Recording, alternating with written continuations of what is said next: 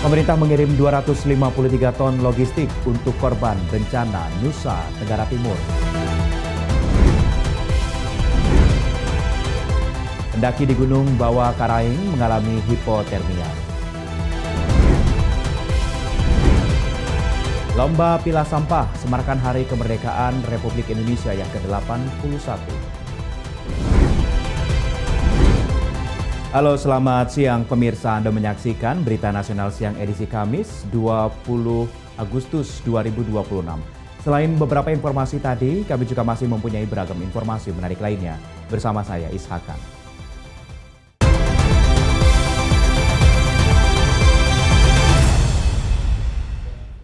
Informasi pertama pemirsa, pemerintah terus mempercepat pengiriman bantuan bagi masyarakat terdampak bencana di Nusa Tenggara Timur atas instruksi Presiden Republik Indonesia Prabowo Subianto. Hingga hari kelima pasca bencana total, sudah terdapat 253 ton logistik yang telah dikirimkan ke wilayah terdampak.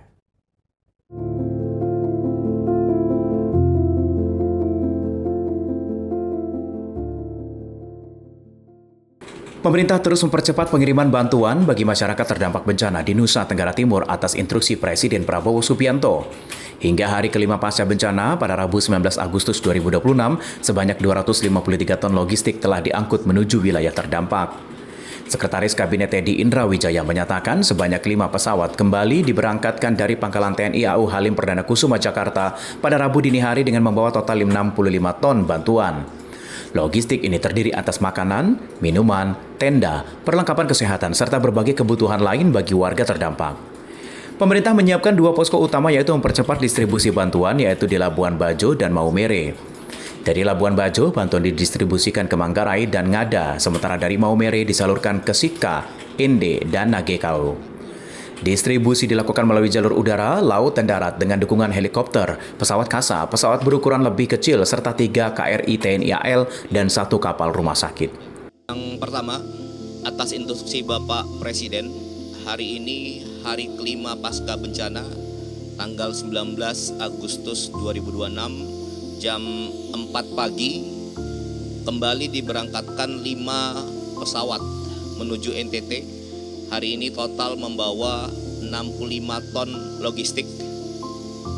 Jadi sejak hari pertama 27 ton sampai dengan hari kelima ini sudah terangkut 253 ton logistik, baik itu makanan, minuman, tenda, perlengkapan kesehatan, dan perlengkapan lainnya yang dibutuhkan oleh warga terdampak di NTT. Pemerintah memastikan penanganan bencana terus dipantau agar bantuan dapat segera diterima masyarakat. Teddy menyebut jalur darat di wilayah terdampak juga telah dapat dilewati sejak hari kedua. Sementara pemerintah menyampaikan apresiasi kepada seluruh aparat, relawan, dan masyarakat yang terlibat dalam percepatan penanganan bencana di NTT. Tim Liputan Berita Nasional TV. Pemerintah terus mempercepat penanganan dan pemulihan pasca gempa bumi di Nusa Tenggara Timur. Menteri Koordinator Bidang Infrastruktur dan Pembangunan Kewilayahan Agus Harimurti Yudhoyono menegaskan pemerintah memastikan tidak ada wilayah yang terdampak yang terisolir.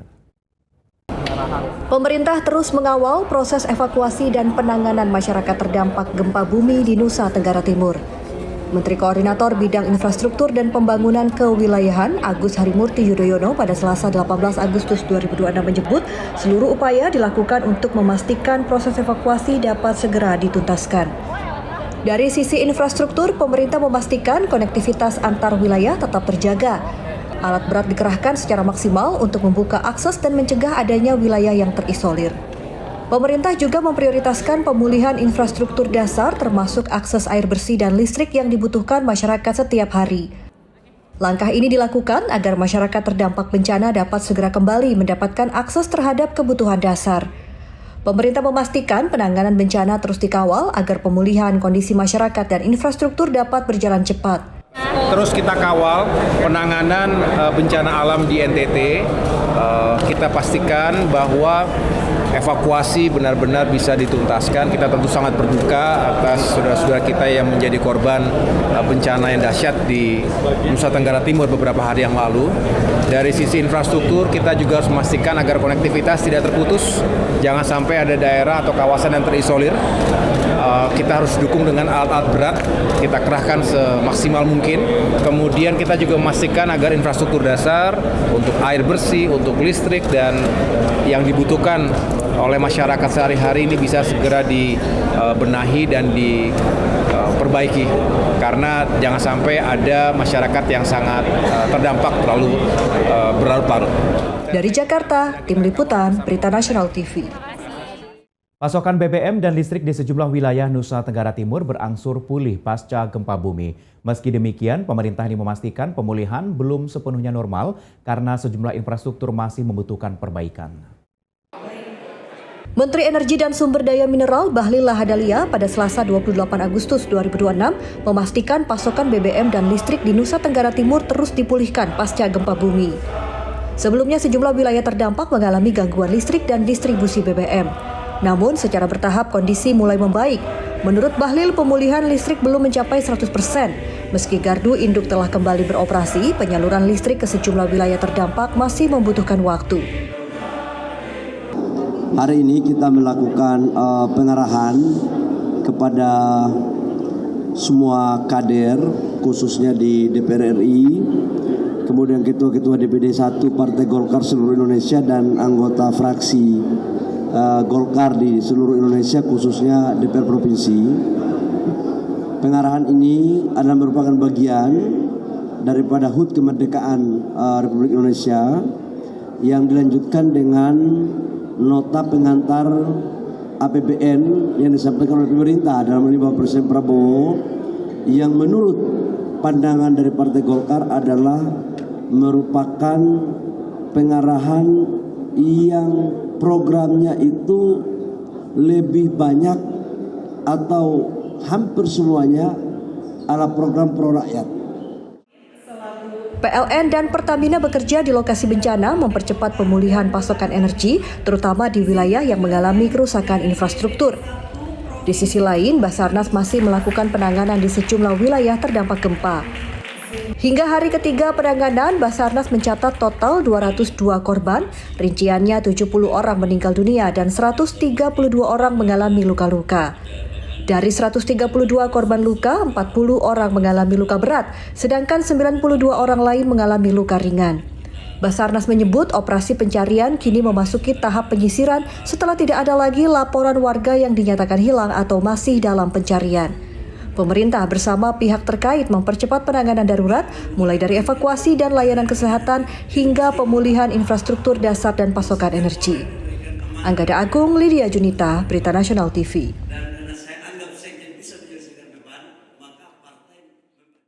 Ya pemirsa, Badan Meteorologi, Klimatologi, dan Geofisika atau BMKG ini mencatat 2.768 gempa susulan terjadi setelah gempa magnitudo 7,7 mengguncang Flores, Nusa Tenggara Timur. Aktivitas gempa susulan masih fluktuatif dan diperkirakan membutuhkan waktu 2 hingga 3 pekan untuk mulai stabil. BMKG mencatat 2.768 gempa susulan terjadi hingga Rabu 19 Agustus 2026 pukul 6 waktu Indonesia Tengah. Dari ribuan gempa susulan ini, gempa terbesar tercatat berkekuatan magnitudo 6,2, sedangkan yang terkecil magnitudo 1,1. Sebanyak 24 gempa susulan tercatat memiliki kekuatan di atas magnitudo 5, sementara 81 gempa susulan dirasakan masyarakat. BMKG menyebut aktivitas gempa susulan masih menunjukkan kondisi fluktuatif. Berdasarkan grafik peluruhan gempa, belum terlihat pola penurunan aktivitas yang jelas. BMKG memperkirakan aktivitas gempa susulan membutuhkan waktu sekitar 2 hingga 3 pekan ke depan untuk mulai menunjukkan kondisi yang lebih stabil. BMKG terus memantau aktivitas kegempaan di wilayah Flores dan sekitarnya. Masyarakat diimbau tetap tenang dan mengikuti informasi resmi BMKG, serta tidak terpengaruh informasi tidak dapat dipertanggungjawabkan.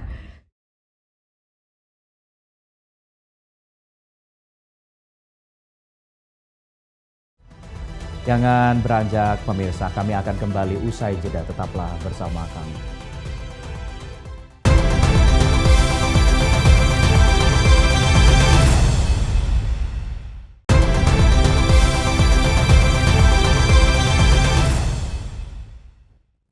Anda kembali bersama kami di Berita Nasional Siang. Pemirsa, Palang Merah Indonesia atau PMI menyiapkan operasi kemanusiaan berskala besar untuk membantu masyarakat terdampak gempa di Nusa Tenggara Timur. Bantuan disiapkan meliputi layanan kesehatan, logistik, hingga penyediaan air bersih.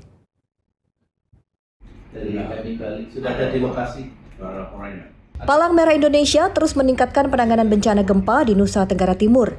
Ketua Umum PMI Yusuf Kala menyatakan sejak awal bencana terjadi, PMI menyalurkan berbagai bantuan berupa tenda darurat, makanan, serta layanan kesehatan. Saat ini PMI memfokuskan penanganan pada kebutuhan air bersih melalui tim Water Sanitation and Hygiene atau WOS, dan hal ini disampaikan Yusuf Kala usai memimpin rapat penanganan gempa NTT di Markas Pusat PMI Jalan Gatot Subroto, Jakarta Selatan pada Selasa 18 Agustus 2026. Sekarang kita bikin tim WOS untuk air, perbaikan air. Dan kedua juga tentu akan ditambah obat-obatan dari beberapa tim kesehatan dari Jakarta, dari Solo, dari Surabaya akan menuju ke daerah tersebut, sehingga operasi lengkap akan kita operasi yang cukup besar akan dijalankan di NTT itu untuk menanggapi masyarakat, menolong masyarakat yang musibah. Itu yang telah dilaksanakan dan mudah-mudahan ini akan berlanjut sampai beberapa bulan. Untuk memperkuat pelayanan kepada masyarakat, PMI juga mengirimkan tambahan obat-obatan serta tenaga kesehatan dari Jakarta, Solo, dan Surabaya. Operasi kemanusiaan ini diperkirakan berlangsung selama 2 hingga 3 bulan pada masa tanggap darurat. Hingga saat ini, PMI telah menerjunkan 84 personil, mengerahkan 7 kendaraan operasional dan 7 ambulans untuk membantu penanganan korban gempa. PMI telah menyalurkan 25.000 liter air bersih, memberikan layanan psikososial kepada 147 orang, serta mendistribusikan berbagai kebutuhan logistik bagi warga terdampak. Selain itu, PMI Pusat telah menyalurkan dukungan dana operasional sebesar Rp146 juta untuk memperkuat penanganan bencana di Nusa Tenggara Timur. Anggada Agung, Berita Nasional TV. Sekitar 400 sekolah di Nusa Tenggara Timur terdampak gempa bumi. Komisi 10 DPR RI menyebut data tersebut masih terus dimutakhirkan untuk memetakan kondisi sekolah, termasuk kerusakan berat, sedang hingga ringan. Sekitar 400 sekolah di Nusa Tenggara Timur terdampak gempa bumi. Data tersebut dihimpun dari Kementerian Pendidikan Dasar dan Menengah serta pemerintah daerah. Pendataan masih terus dilakukan termasuk mengklasifikasi tingkat kerusakan bangunan sekolah. Dampak gempa juga terjadi di sejumlah wilayah Nusa Tenggara Barat termasuk Kabupaten dan Kota Bima. Pemerintah menyiapkan langkah cepat merevitalisasi dan membangun kembali sekolah mengalami kerusakan berat. Inventarisasi juga dilakukan terhadap guru, siswa, dan tenaga kependidikan lain yang terdampak gempa. Wakil Ketua Komisi 10 DPR RI lalu Hadrian Irvani pada Rabu 19 Agustus 2026 meminta proses belajar mengajar tetap berjalan meski gempa susulan masih terjadi. Sekolah darurat bisa disiapkan menyesuaikan kondisi sekolah yang terdampak. Pembelajaran bisa dilakukan menggunakan tenda atau dipindahkan ke sekolah yang tidak terdampak. Pemerintah pusat dan daerah diminta memastikan anak-anak di wilayah terdampak tetap mendapatkan hak pendidikan selama masa pemulihan.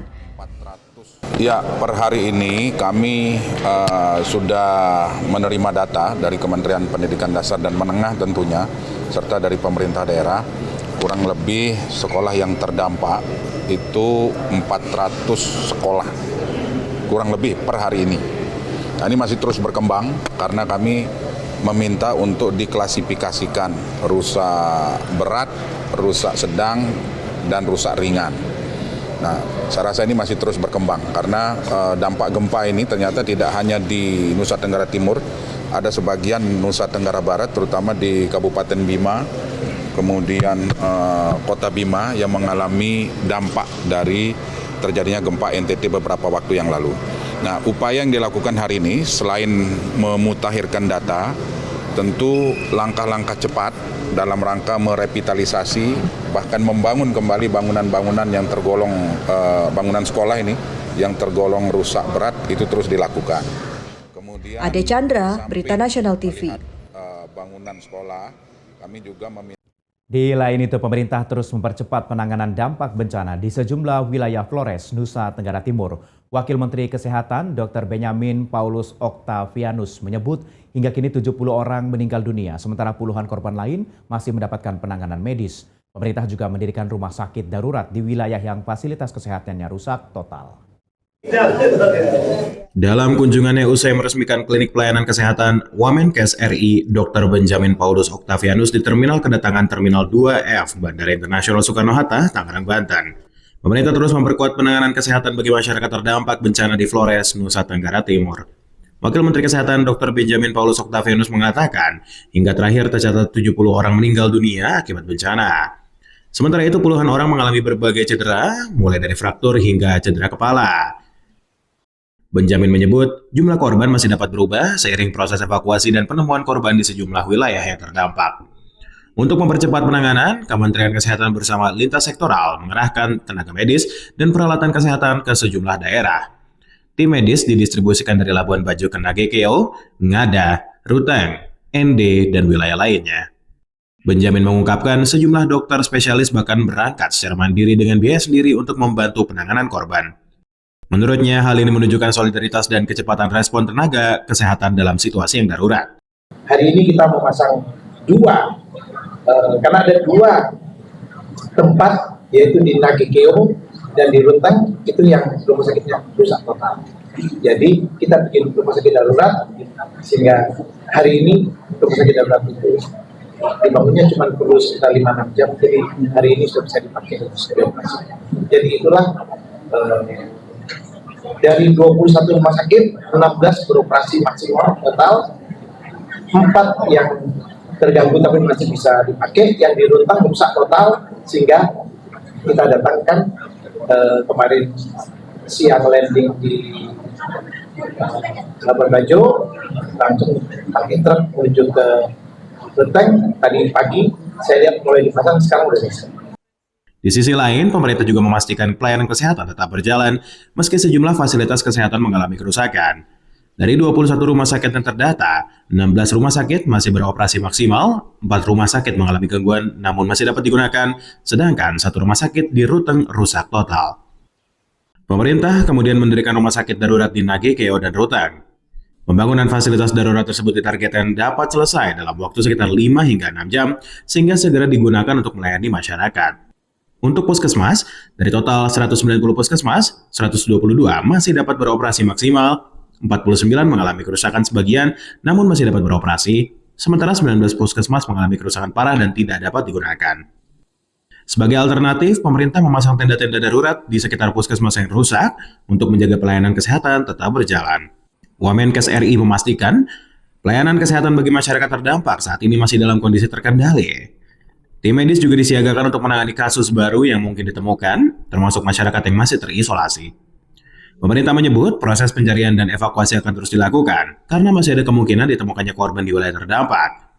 Koordinasi lintas kementerian dan lembaga juga harus diperkuat dengan pengerahan sumber daya dari berbagai daerah untuk mempercepat penanganan bencana. Dari Tangerang, Banten, Jurnalis Berita Nasional TV.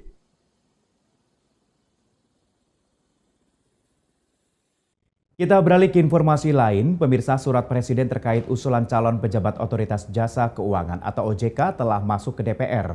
Ketua DPR RI Puan Maharani menyebut nama M. Sarjito ini diusulkan untuk mengisi posisi Kepala Eksekutif Pengawas Bursa Mineral dan Komoditas Strategis. DPR mulai memproses surat Presiden terkait usulan calon pejabat di Otoritas Jasa Keuangan atau OJK. Ketua DPR RI Puan Maharani menyebut Presiden mengusulkan M. Sarjito untuk mengisi posisi Kepala Eksekutif Pengawas Bursa Mineral dan Komoditas Strategis Dewan Komisioner OJK. Usulan tersebut akan diproses sesuai dengan mekanisme yang berlaku di DPR. Pembahasan dan proses selanjutnya telah ditugaskan kepada Komisi 11. Mekanisme terkait dengan proses pemilihan atau persetujuan Deputi Gubernur seperti tadi yang saya sampaikan, mulai hari ini akan diproses sesuai dengan mekanismenya di Komisi 11. Begitu juga terkait dengan OJK juga akan diproses sesuai dengan mekanismenya di Komisi 11. Kami sudah menugaskan Komisi 11, namanya itu Pak M. Sarjito. Pak M. Sarjito yang nantinya akan diproses sesuai dengan mekanismenya di Komisi 11. Lebih lanjut, Puan Maharani menegaskan bahwa proses pembahasan calon pejabat OJK akan dilakukan sesuai dengan tata tertib dan mekanisme yang berlaku. Komisi 11 akan menjalankan tahapan pembahasan hingga proses persetujuan sesuai dengan ketentuan yang berlaku di DPR RI. Dari Jakarta, Natasha Alko, Fahim Atar, Adi Chandra, Berita Nasional TV. Jangan beranjak pemirsa, Berita Nasional Siang akan kembali usai jeda. Tetaplah bersama kami.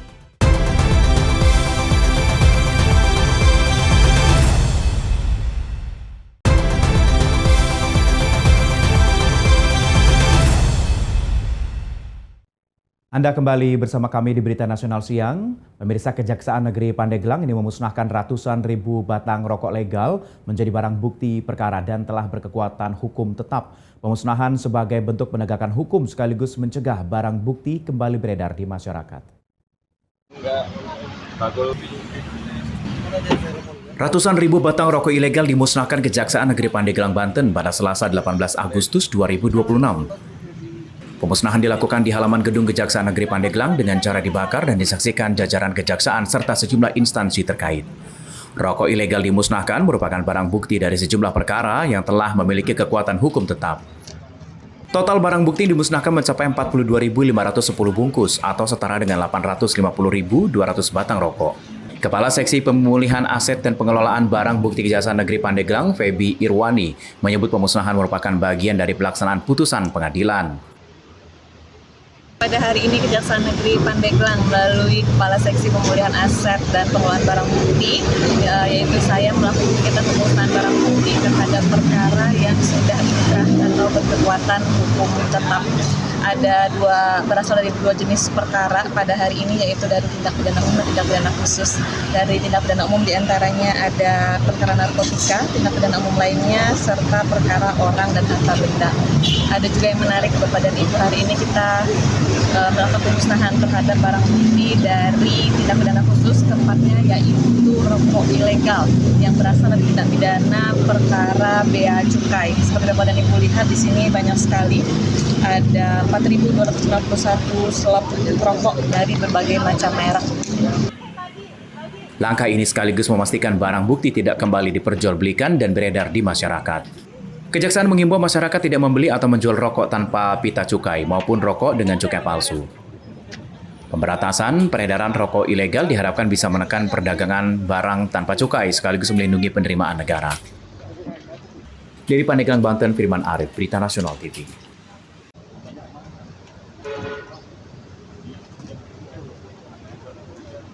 Direktorat Tindak Pidana Tertentu Barreskrim Polri ini kembali menggerebek sebuah ruko di kawasan Sunter, Jakarta Utara yang diduga dijadikan tempat peleburan emas batangan ilegal. Emas batangan tersebut diduga dilebur menjadi bubuk dan gel, kemudian diselundupkan ke Dubai dengan modus disimpan di dalam pakaian dalam yang telah dimodifikasi. Dan terkait transaksi, terkait transaksi Pol sendiri, dokumentasinya semua ada di sini. Setelah membongkar dugaan penyelundupan emas ilegal yang melibatkan warga negara asing asal India di 2 unit apartemen di kawasan Sunter, Jakarta Utara, Ditipiter Barreskrim Polri kembali melakukan penggerebekan. Kali ini, polisi menggerebek ruko 4 lantai yang diduga dijadikan tempat peleburan emas batangan ilegal. Emas batangan yang diduga dibeli dari sejumlah wilayah di Indonesia dilebur menjadi bubuk dan gel. Hasil peleburan kemudian diduga diselundupkan ke Dubai. Untuk mengelabui petugas bandara, emas yang telah dilebur diduga dicampur dengan bahan tertentu. Selanjutnya, material tersebut dimasukkan ke dalam celana dalam dan bra wanita yang telah dimodifikasi. Dari lokasi, polisi menemukan emas batangan seberat 1 kg. Petugas juga menemukan alat dan bahan peleburan, celana dalam dan bra modifikasi, beserta peralatannya. Polisi turut menemukan buku catatan transaksi yang diduga berkaitan dengan aktivitas peleburan dan perdagangan emas tersebut. Ditipiter Barreskrim Polri menyebut komplotan ini diduga mampu menghasilkan hingga 30 kg emas dalam 1 hari. Sementara kerugian negara ditaksir mencapai 2,5 triliun rupiah setiap bulan. Kasus ini juga ada kaitannya dengan 2 tersangka yang sudah kami lakukan penahanan.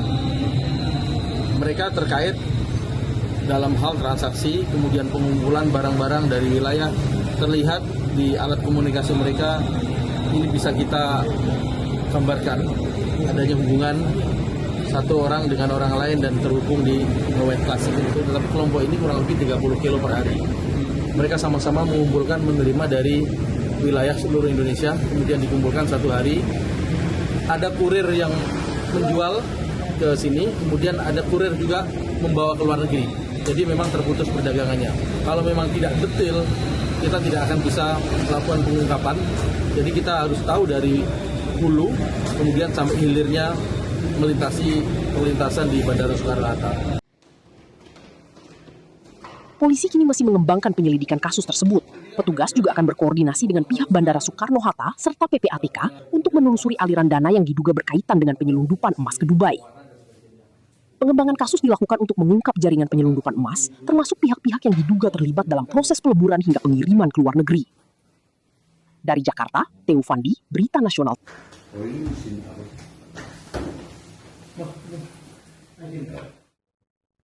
Sebanyak 31 pendaki mengalami hipotermia usai mengikuti upacara Hari Ulang Tahun Kemerdekaan Republik Indonesia di puncak Gunung Bawah Karaeng, Kabupaten Goa, Sulawesi Selatan. Proses evakuasi oleh tim SAR gabungan berlangsung dramatis karena harus melewati medan terjal dan curam. Tim SAR gabungan terus mengevakuasi 31 pendaki yang mengalami hipotermia dan cedera kaki di pos 10 puncak Gunung Bawah Karaeng, Kecamatan Tinggi Moncong, Kabupaten Goa. Dari total korban, 30 diantaranya berhasil dievakuasi menggunakan tandu ke posko Basarnas dan puskesmas setempat untuk mendapatkan pertolongan medis.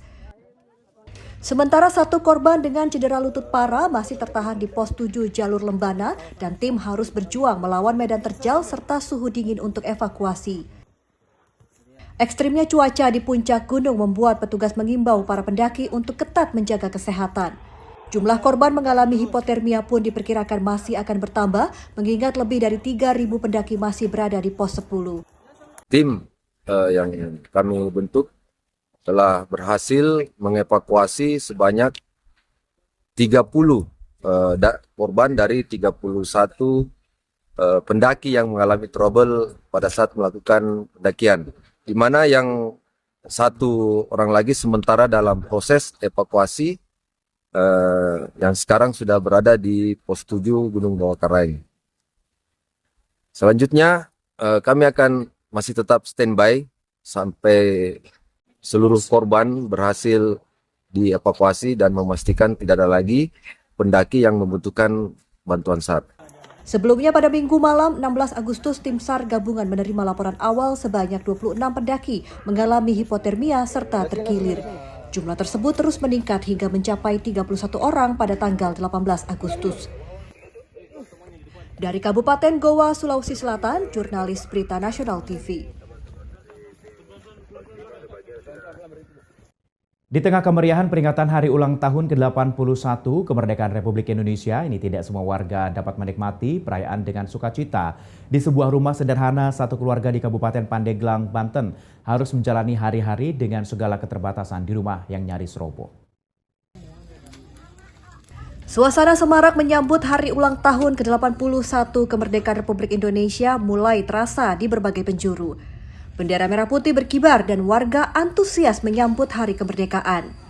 Namun di tengah gegap gempita tersebut, Asmah bersama suami dan 5 anaknya, warga kampung Pabuaran, Desa Babakan, Kalang Anyar, Kecamatan Pandeglang, Kabupaten Pandeglang, masih bertahan di rumah berukuran 3 x 4 meter yang nyaris roboh. Rumah sederhana yang mereka tempati jauh dari kata layak. Lantai masih berupa tanah dan atap rumah bocor di sejumlah bagian. Rasa cemas langsung menghampiri Asmah ketika hujan deras karena khawatir rumah ambruk. Bisa dijelaskan nggak Bu, kalau misalnya Ibu tinggal di sini sudah berapa lama nih Bu? 5 tahun. Tinggal di sini sama siapa aja nih Bu? Sama anak, sama suami. Anak ada berapa? Ada 5. Bu, kalau misalnya tinggal di tempat seperti ini, takut nggak sih Bu? Takut. Takut kehujanan, kebocoran.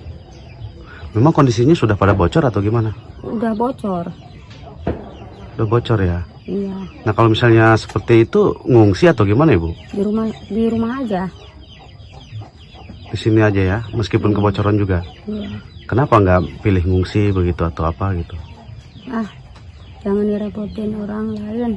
Kalau dari pemerintah sendiri pernah dapat bantuan apa aja? Beras. Beras dapat, Iya. PKH enggak? Enggak. Ini kan kondisi rumahnya kan seperti ini Bu Nia. Pernah ngajuin nggak ke pemerintah? Udah. Berapa kali ngajuin? Udah 3 kali. Tapi ada respon nggak dari pemerintah? Enggak ada.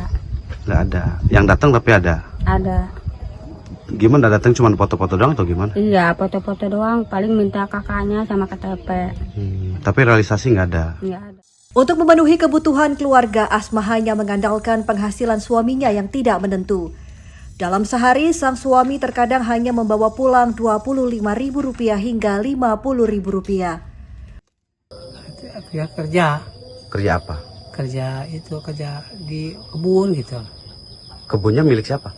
Milik orang, saya cuma kerja doang. Milik orang. Sehari itu Bapak penghasilannya berapa? Ya nggak tentu sih, kadang gocap gitu, kadang tentu tuh kadang 25 gitu. Ada sih rencana untuk keinginan memperbaiki rumah ini atau gimana? Ada sih, tapi uangnya habis aja, apa itu beli beras dan jajan anak gitu. Tapi kalau misalnya ini pengen penghubungan rumah mah ya? Iya, pengen ngomong betulin. Tapi uangnya nggak ada, habis. Nah Pak, kenapa sih nggak pilih kerja di luar kota Pak?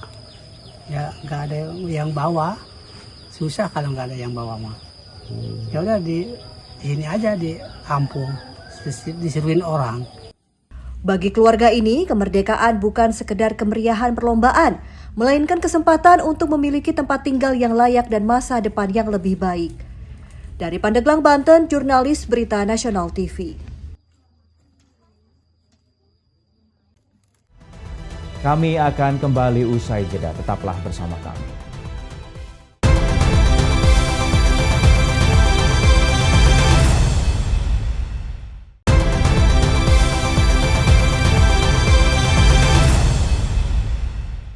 Terima kasih Anda masih bersama kami di Berita Nasional Siang. Pemirsa, musim kemarau menyebabkan sumur warga di Kota Palembang mengering. Akibatnya warga terpaksa mengantri dan mengambil air bersih dari sumur bor masjid demi memenuhi kebutuhan rumah tangga setiap hari.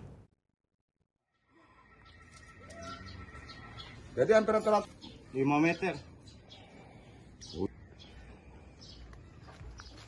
Musim kemarau melanda Kota Palembang, Sumatera Selatan menyebabkan sumur milik warga di Kampung Meranjat, Kelurahan Sukajaya, Kecamatan Sukarami, mengalami kekeringan pada Selasa 18 Agustus 2026. Kondisi ini telah berlangsung selama beberapa pekan terakhir sehingga warga kesulitan mendapatkan pasokan air bersih.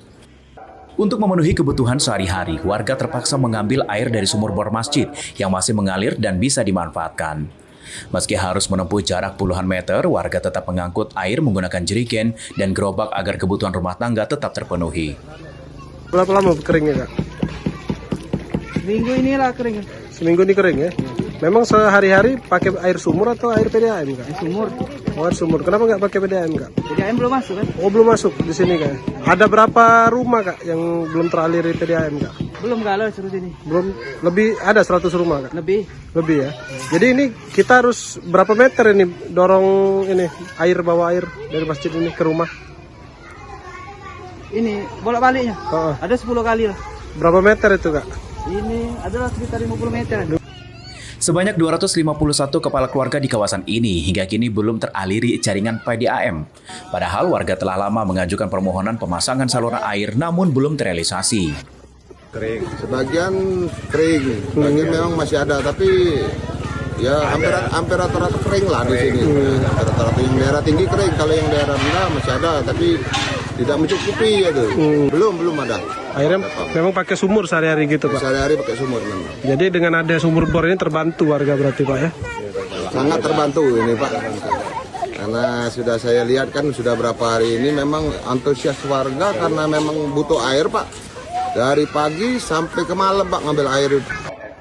Warga berharap pemerintah Kota Palembang segera memberikan solusi agar krisis air yang terjadi setiap musim kemarau dapat diatasi. Dari Palembang, Sumatera Selatan, Yudo Handoko, Berita Nasional TV.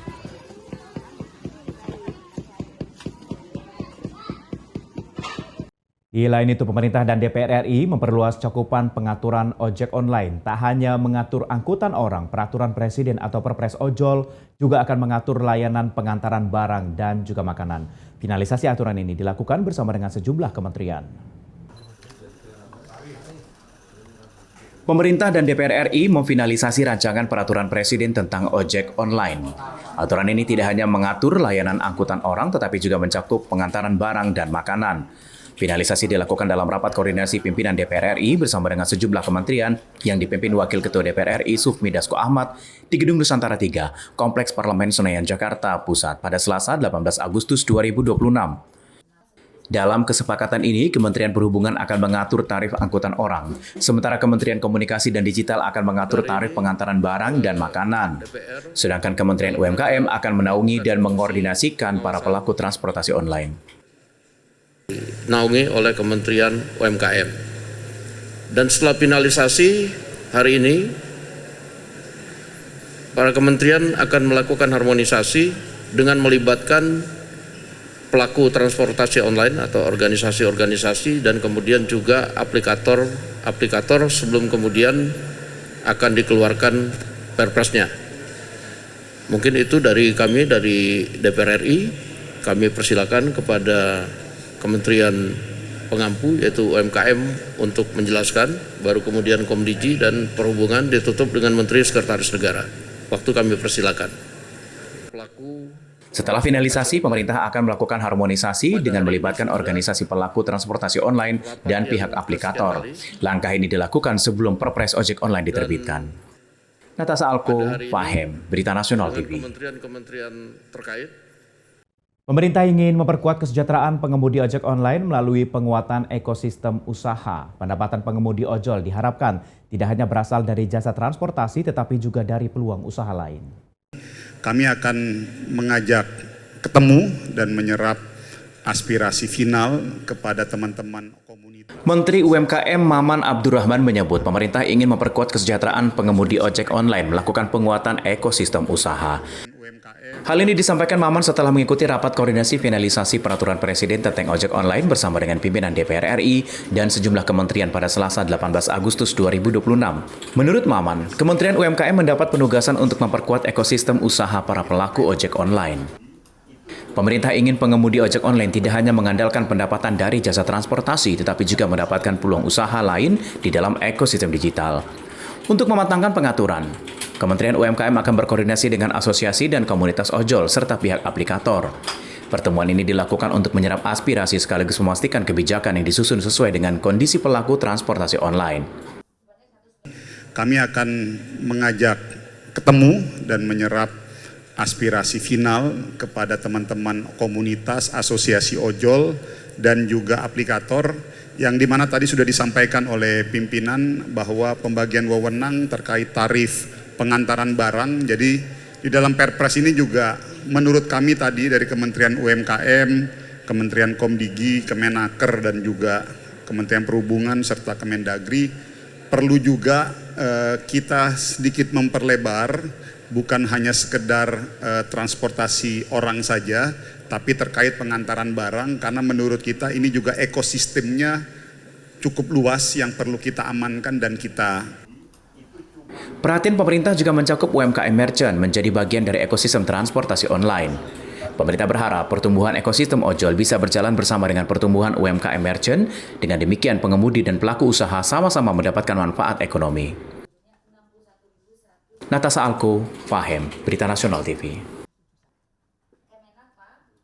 Ya, pemirsa, pergerakan tanah terjadi di Kampung Genteng, Desa Tanjung Jaya, Kecamatan Banjarwangi, Garut, Jawa Barat. Sebuah rumah warga rusak parah hingga ambruk, sementara 4 rumah lainnya terancam. Rumah warga di Kampung Genteng, Desa Tanjung Jaya, Kecamatan Banjarwangi, Garut, Jawa Barat rusak parah hingga ambruk pada kemarin sore setelah terdampak pergerakan tanah. Kondisi tanah yang labil dan posisi bangunan yang berada di area tebing membuat pergerakan tanah semakin parah usai diguncang gempa Pangandaran beberapa waktu lalu. Bagian rumah yang masih berdiri terpaksa dirobohkan karena dikhawatirkan kembali ambruk dan menimpa 4 rumah warga yang berada di bawahnya. Tidak ada korban jiwa dalam peristiwa ini saat kejadian penghuni rumah sedang berada di luar. Untuk kondisi rumah sekarang rusak berat ya. dikarenakan kemarin juga dibongkar dikarenakan takut membahayakan bagi warga lain. Di kondisi di rumah juga berada di lereng-lereng, terus di bawahnya juga banyak rumah-rumah. Daripada membahayakan bagi orang lain, jadi lebih baik dibongkar. Pemerintah setempat bersama BPBD Kabupaten Garut melakukan asesmen ke lokasi pergerakan tanah untuk memastikan kondisi aman dan tidak berdampak ke rumah lain. Terkait dengan kejadian rumah yang roboh akibat dari pergerakan tanah, terus yang terancam 4 rumah, saya melakukan koordinasi dengan tim BPBD bersama tim dari Satpol Kabupaten Garut. Petugas mengimbau warga untuk tidak mendekati lokasi pergerakan tanah. Warga juga diminta segera mengungsi ke tempat yang aman jika terjadi pergerakan tanah susulan. Dari Garut, Jawa Barat, Dindin Ahmad Saputra, jurnalis Berita Nasional TV. Informasi menarik lainnya akan kami hadirkan usai jeda. Tetaplah bersama kami.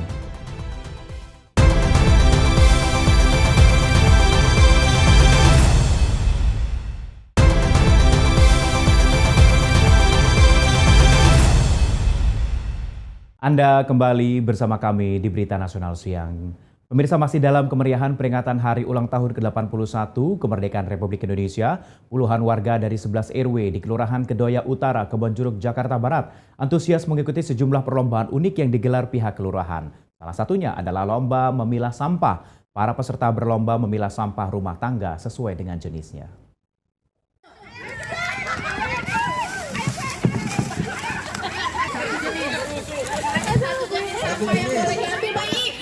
Bukan untuk mencari harta karun di tumpukan sampah, warga yang didominasi ibu rumah tangga ini antusias mengikuti lomba memilah sampah yang digelar di halaman kantor Kelurahan Kedoya Utara, Kebonjeruk, Jakarta Barat.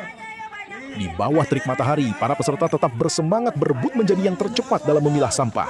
Kegiatan ini digelar dalam rangka memeriahkan HUT ke-81 Kemerdekaan Republik Indonesia. Saking semangatnya, seorang peserta sempat terjatuh setelah bertabrakan dengan peserta lain. Namun, hal itu tak menyurutkan semangat warga untuk kembali mengikuti perlombaan. Tak hanya kecepatan, ketepatan peserta dalam memilah sampah juga menjadi penilaian. Sampah rumah tangga yang kerap menjadi masalah di permukiman dipisahkan sesuai jenisnya, mulai dari sampah organik, anorganik, residu, hingga bahan berbahaya dan beracun. Lurah Kedoya Utara, Febri Aryansyah mengatakan, lomba pilah sampah baru pertama kali digelar dalam perayaan HUT kemerdekaan. Kegiatan ini sekaligus menjadi sarana sosialisasi dan edukasi kepada warga tentang pentingnya mengelola sampah dengan baik dan benar.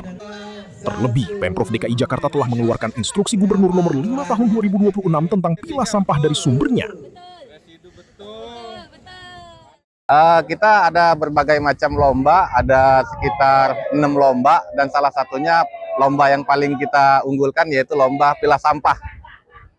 Ini kegiatan lomba pilah sampah ini sudah setiap tahun atau baru kali ini aja, Pak? Nah, kebetulan kegiatan lomba pilah sampah ini baru tahun ini karena kita memang melaksanakan instruksi pimpinan Ingub nomor 5 tahun 2026.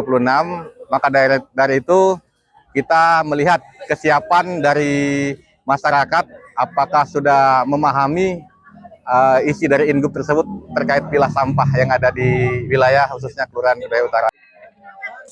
Meski tangan sempat kotor saat memilah sampah, para peserta tetap antusias mengikuti perlombaan. Mayoritas peserta yang merupakan ibu rumah tangga mengaku senang dapat ikut serta dalam kegiatan yang menghibur sekaligus memberikan edukasi. Saya ikut lomba pilah sampah. Senang, Bu? Senang banget, Bu, dengan ada kegiatan ini. Jadi itu membangun orang-orang untuk kita harus pilah sampah. Jijik atau apa gitu, Bu? Ya. Ngambil sampah gitu. Ya jijik nggak jijik sih, Pak, tapi kan itu kewajiban untuk kita buat kehidupan sehari-hari, Pak. Biar kita bisa merasa. Juara atau gimana, Bu? Kenapa? Juara. Juara 1. Bu memang setiap hari Bu melakukan pilah sampah juga atau udah terbiasa atau gimana? Oh enggak, kita kan kalau pilah sampah memang kita sehari dilakukan di rumah ya, Pak. Selain lomba pilah sampah, sejumlah perlombaan unik lainnya juga digelar sejak Selasa pagi hingga siang.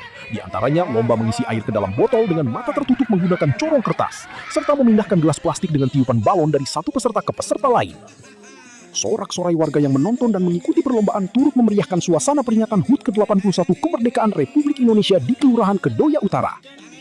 Dari Jakarta, Ilham Andriansyah, Berita Nasional TV. Pemirsa, Taman Edelweiss Bali yang berlokasi di Desa Temukus, Kecamatan Rendang, Kabupaten Karangasem, ini menjadi salah satu destinasi wisata alam yang menarik perhatian wisatawan. Kawasan yang berada di lereng Gunung Agung ini menyajikan pemandangan hamparan bunga kasna yang menyerupai Edelweiss serta berbagai spot foto menarik yang instagramable. Keindahan alam dan keunikan bunga kasna menjadi daya tarik utama bagi para pengunjung.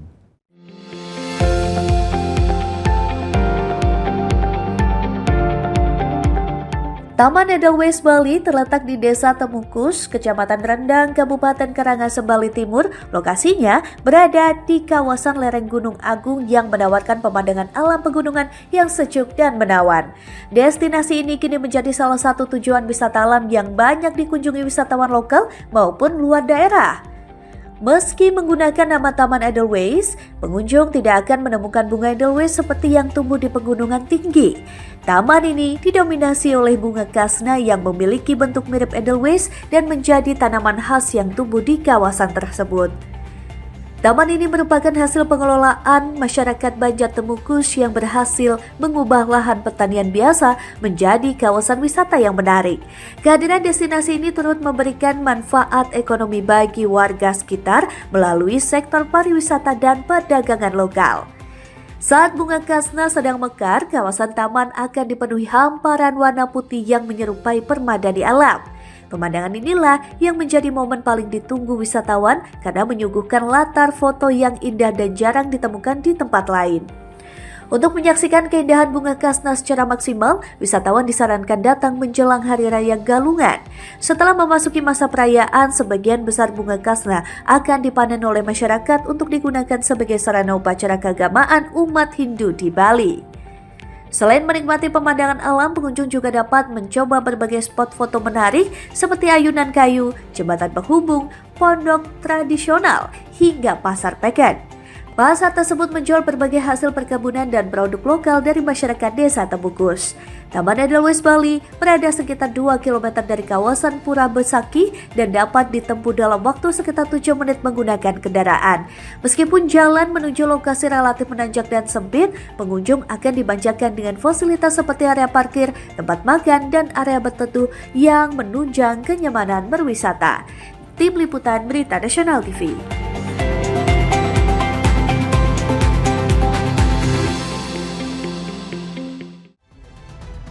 Informasi tadi juga sekaligus mengakhiri perjumpaan kita di Berita Nasional siang kali ini. Akhirnya saya Ishakan yang mewakili seluruh kru dan juga kerabat kerja yang bertugas pamit dari hadapan Anda. Selamat siang dan selamat beraktivitas kembali.